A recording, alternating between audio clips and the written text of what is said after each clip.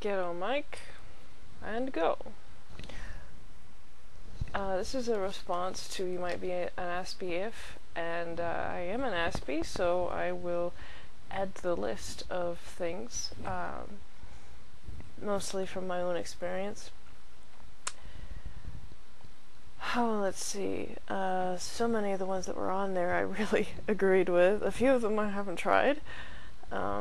One thing that I noticed is that I really take care of my things, like all my stuff, as much as I can.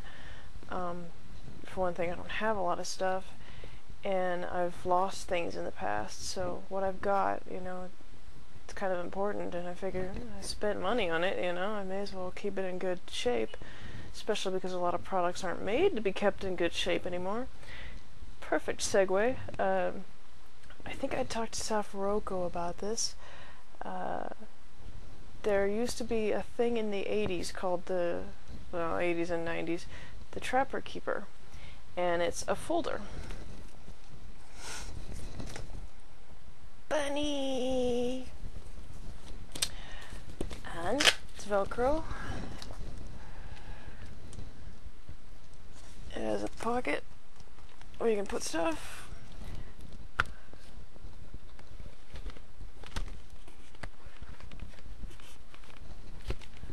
Yep, they even had like pencil cases and stuff that you could buy for the thing. But yeah, it's... God, what is the copyright date on this thing? Oh, there we go, 1992. But yeah, that's a Trapper Keeper. And I actually was in a homeless shelter at one point, and some of my things were in there, and one of the friends that I made there for a little while looked at it and he said, I have never seen one of these things in as good shape. It looked like it had just been bought. And yeah, the corners are starting to come out just a little bit, but for the most part that's like pretty much all my stuff is that way. Some of it's a little dusty, but yeah. What else? When I had a job, I actually worked like really hard. Slackers really annoyed me. But basically I would kind of work myself to death, and I thought that everybody had to deal with the same things that I did, and I didn't know when to give up, I didn't know when to quit. I had a hard time telling bosses, yeah, I can't do that, or that's something that's beyond my abilities, and it really caused a lot of problems. And when I say I can't do something, that doesn't mean, oh, she can try harder, she's not giving herself enough credit. No, if I say I can't do something, I mean it. And, I mean, I've wasted so much time on projects that I've said I couldn't do, and it turns out, yeah, couldn't do it. Let's see, what else? Closed captions on TV that don't match up with the words that people say annoy me. I actually have quite a hard time with animals. I don't really know why.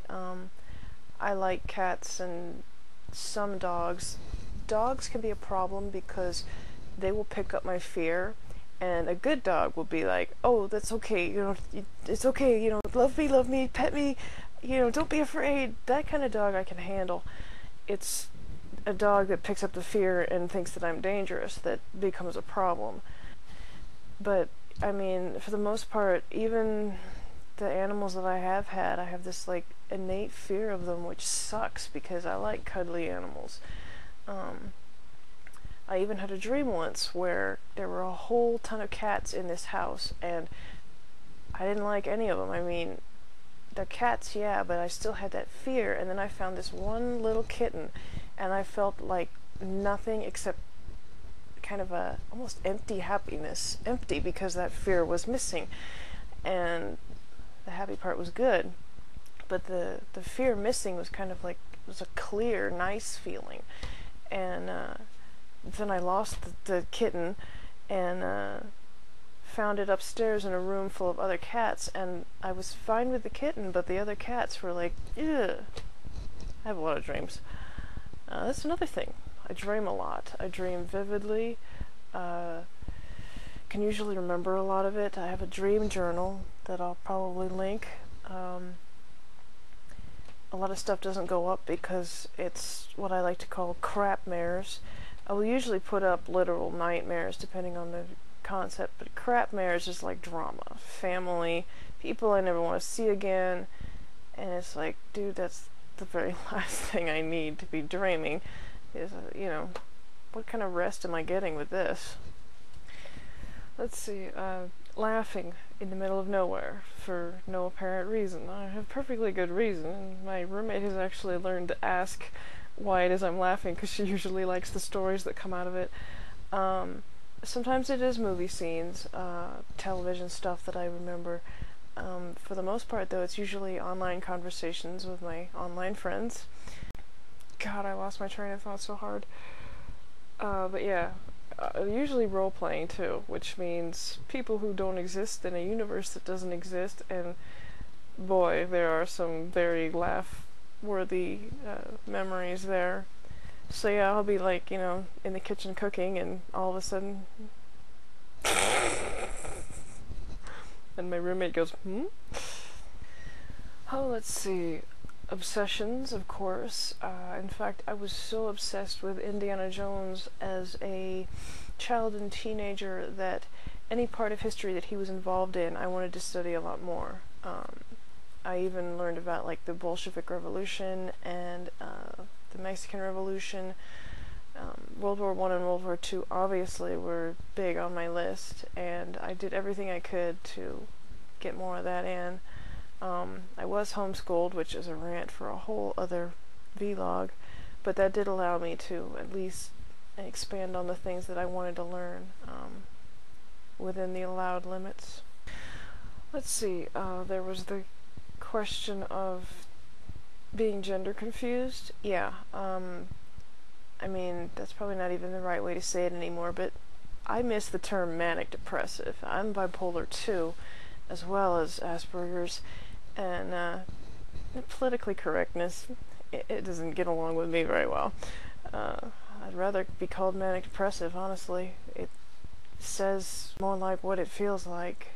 But yeah, now that my train of thought is back, I believe I'm actually supposed to be male.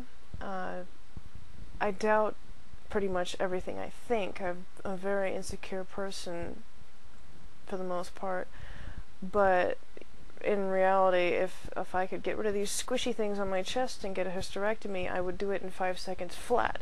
So that says a lot. Of course, doing things like using a men's restroom and all that, and all the questions about steroids and hormones, and oh my gosh, this stuff all confuses me, of course, but it doesn't change what I really think about myself. I'm not sure what to do about it.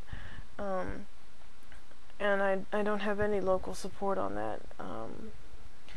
Another thing about obsessions is that I tend to obsess over shorter term things really hardcore, and then I will like drop them, and it's very hard to get back to them. Like, I totally lost interest completely. I've done that with online games so many times. Warcraft's been really bad for that.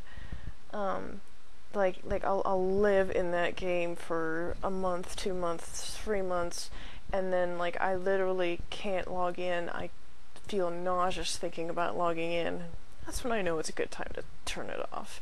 I can read 5 novels in a row. I read, Hannibal Rising in 2.5 days, and Michael Crichton's Next in like 2 days, and I'll just obsess the hell out of it, and then like right now, I'm having trouble reading anything. I've even had trouble reading articles online lately. But that's like, diverting off topic, and I do that a lot. In fact, I will leave thoughts hanging, maybe kind of hoping that other people jump to the same conclusion that I did. Maybe I don't care anymore, the topic is boring and gone and I'm done with it, or the leap that I want to make is significant enough that I don't want to stay on the old subject. I might go back to the old subject later, and I might not.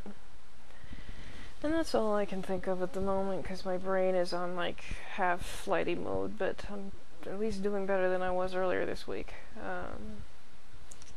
Yep, that's it. Bye.